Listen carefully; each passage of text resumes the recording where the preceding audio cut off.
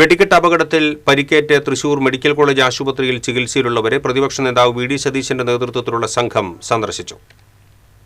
സുരക്ഷ കർശനമാക്കണമെന്ന് പ്രതിപക്ഷ നേതാവ് വി ഡി സതീശൻ പറഞ്ഞു.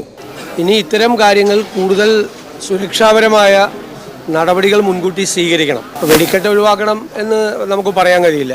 അപകടം ഉണ്ടാകാതിരിക്കാൻ വേണ്ടിയിട്ടുള്ള സുരക്ഷാ കാര്യങ്ങൾ ചെയ്യണം. കഴിഞ്ഞ കുറേ വർഷങ്ങളായിട്ട് അത് നന്നായി ചെയ്തുകൊണ്ടിരുന്നതാണ്. പക്ഷേ ഈ സമീപ 1-2 വർഷങ്ങളിൽ അതിന് വീഴ്ച പറ്റിയെന്നാണ് നമുക്ക് മനസ്സിലാക്കാൻ കഴിയുന്നത്.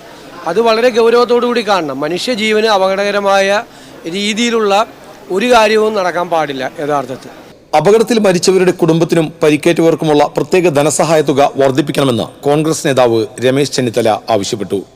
സുരക്ഷാ മാനദണ്ഡങ്ങൾ പൂർണ്ണമായി പാലിക്കാതെ വെടിക്കെട്ടിനുള്ള സൗകര്യങ്ങൾ ഒരുക്കരുത്.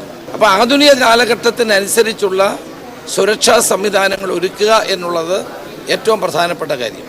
ഇതന്നെ കേന്ദ്ര ഗവൺമെൻറ് 2 ലക്ഷം രൂപയാണ് പ്രഖ്യാപിച്ചത്. അത് ശരിയല്ല, അത് വർദ്ധിപ്പിക്കേണ്ടത് ആവശ്യമാണ്. പരിക്കേറ്റവർക്ക് 50,000 രൂപയാണ് കൊടുത്തത്, അതും വർദ്ധിപ്പിക്കണം.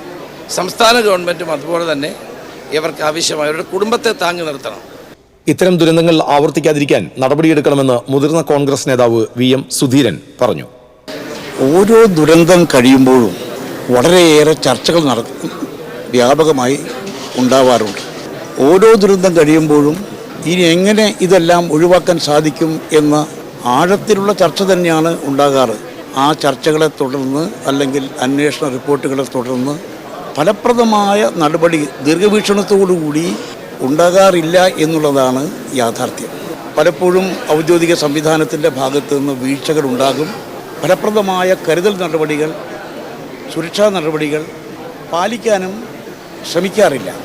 അതുകൊണ്ട് നാടിനെ ആകെ ദുഃഖത്തിലാഴ്ത്തിയ ഈ ദുരന്തത്തെ സംബന്ധിച്ച് കൃത്യമായ അന്വേഷണം, സമഗ്രമായ അന്വേഷണം ശാസ്ത്രീയമായ തലത്തിൽ തന്നെ നടത്തേണ്ടിയിരിക്കുന്നു.